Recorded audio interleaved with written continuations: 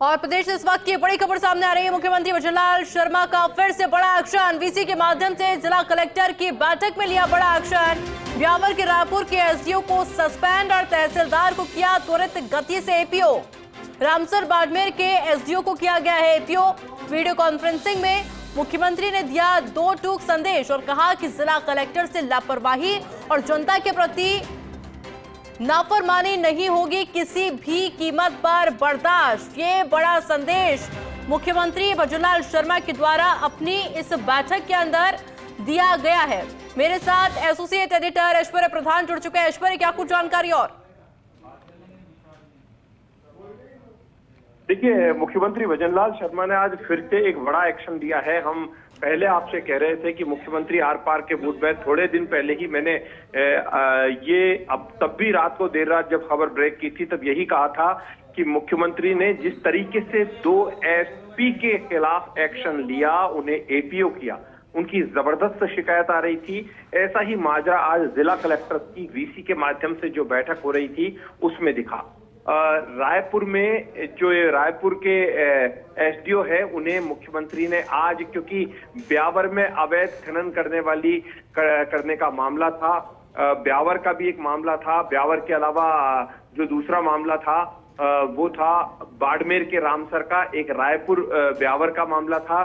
उसमें एसडीओ को तुरंत सस्पेंड कर दिया गया है, तहसीलदार को त्वरित गति से एपीओ करने के आदेश दे दिए हैं और बाड़मेर में एसडीओ है उन्हें एपीओ किया गया है। मैं फिर से अपडेट दे दूं, रायपुर जो ब्यावर में है वहां के एसडीओ को सस्पेंड कर दिया गया है और रामसर बाड़मेर के एसडीएम को एपीओ कर दिया गया है।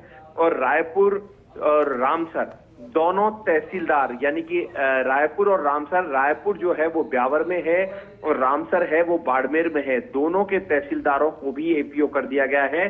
और भ्रष्टाचार से जुड़े मामलों में ये कार्रवाई की गई है। इन भ्रष्टाचार से जुड़े मामले थे जिसको मैं पहले भी कह रहा था कि मुख्यमंत्री इस तरीके के मामलों की तथ्यात्मक जांच करते हैं अपने स्तर पर। अब उनकी एक टीम है, वो लगातार इस चीज को वॉच करती है और मुख्यमंत्री ने दूसरा बड़ा एक्शन लिया है। हफ्ता भर भी नहीं हुआ, वैसे ही पूरा मामला निकला है।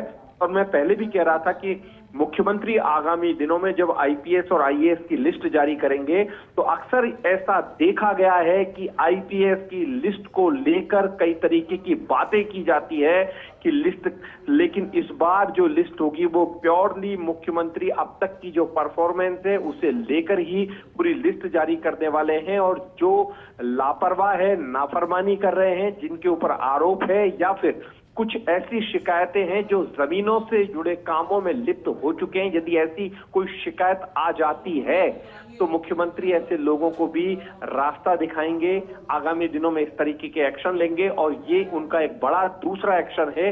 इससे पहले जब उन्होंने एक्शन लिया तो 2 एसपी के खिलाफ, हनुमानगढ़ और झुंझुनू के एसपी के खिलाफ एक्शन लिया, उन्हें एपीओ किया। तो आज एसडीएम जैसी पोस्ट को भी मुख्यमंत्री ने सीधे तौर पर एक मैसेज दे दिया है, चाहे कोई भी हो, बख्शा किसी को नहीं जाएगा। लापरवाही ना दिखे, भ्रष्टाचार के मामले ना दिखे, इस चीज का विशेष ध्यान रखा जाए। मुख्यमंत्री का 2 टूक मैसेज है और ये गुड गवर्नेंस की एक निशानी है। और मैं फिर बता रहा हूं कि ये जो आरएएस, आरपीएस, आईपीएस और आईएएस, इनकी जो लिस्ट आने वाली है, इस लिस्ट में इस बार जबरदस्त होमवर्क किया जाएगा। जनप्रतिनिधियों की भी बातों के आधार पर, जनप्रतिनिधि, ऐसा नहीं कि भारतीय जनता पार्टी, तमाम पार्टियों के जनप्रतिनिधियों का फीडबैक मुख्यमंत्री के पास पहुंचता है और मुख्यमंत्री हैं वो पूरे सूबे के होते हैं, पूरे प्रदेश के होते हैं। फीडबैक जनप्रतिनिधियों का भी लिया जाएगा। ग्राउंड जीरो पर वो खुद देखकर जिन जिलों की स्थितियां हैं वहां पर आपने देखा ही था, एक्शन लिया है। और अब जो मुख्यमंत्री आगामी दिनों में लिस्ट जारी करेंगे, उस लिस्ट में ये सब चीजें दिख सकती है। और इस वक्त की ये बड़ी खबर है, कलेक्टर्स को भी इस बात से 2 टूक मैसेज मिल गया है, क्योंकि इन दिनों एक और शिकायत आ रही थी कि कुछ अधिकारी लापरवाही कर रहे हैं। उन अधिकारियों तक मैसेज भी पहुंच जाएगा और मुझे लगता है कि आगामी दिनों की बैठक में भी इस तरीके के माजरे देखे जा सकते हैं। ऐश्वर्या, यानी कि इससे विभागों में हड़कंप तो जरूर मचा होगा कि जिस जीरो टॉलरेंस की बात की जाती है वाकई में साबित भी करते हैं मुख्यमंत्री भजनलाल शर्मा। देखिए, मुख्यमंत्री भजनलाल शर्मा जो हैं वो सबसे ज्यादा अगर फोकस करते हैं तो वो इस बात को लेकर करते हैं कि कि मुख्यमंत्री किसी भी कीमत पर चाहे कोई भी किसी भी कीमत पर लापरवाही है उसे बर्दाश्त नहीं करेंगे। मुख्यमंत्री का फोकस ये रहता है कि आम आदमी की बात सुने, आम आदमी की बात सुनते हैं। हालांकि राजनीतिक तौर पर आरोप प्रत्यारोप के दौर चलते हैं। कांग्रेस सरकार को रोजाना घेरती है तो वहीं भारतीय जनता पार्टी कांग्रेस को जवाब देती है। मुख्यमंत्री कई रहे हैं, वसुंधरा राजे का कार्यकाल भी हमने देखा है, अशोक गहलोत का भी देखा है, भजनलाल शर्मा का भी हम देख रहे हैं, मंत्रियों को भी हमने कई देखा है, कई मंत्री रहे हैं, वो अब विधायक है और कई घर पर भी बैठे हैं, सबको देखा है। लेकिन ईमानदारी से सब जानते हैं किसकी कार्यप्रणाली कैसी है और किसकी कैसी कार्यप्रणाली थी और किस सरकार में किस अफसर की क्या स्थिति थी और अफसर के अलावा मंत्रियों की क्या स्थिति थी और अब वर्तमान में मंत्रियों की और अफसरों की क्या स्थिति है और मुख्यमंत्री का जो नेचर है वो कैसा है। मुख्यमंत्री के नेचर को आम आदमी का एक मुख्यमंत्री माना जाता है। मुख्यमंत्री की ताकत यही है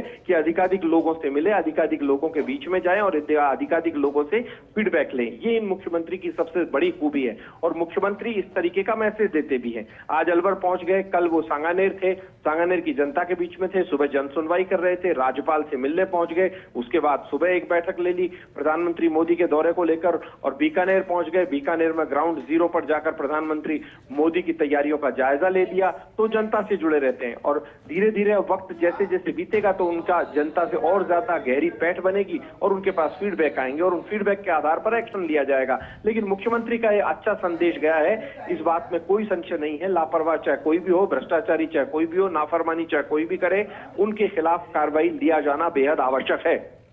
बिल्कुल ऐश्वर्य, बहुत बहुत शुक्रिया आपका तमाम जानकारी के लिए।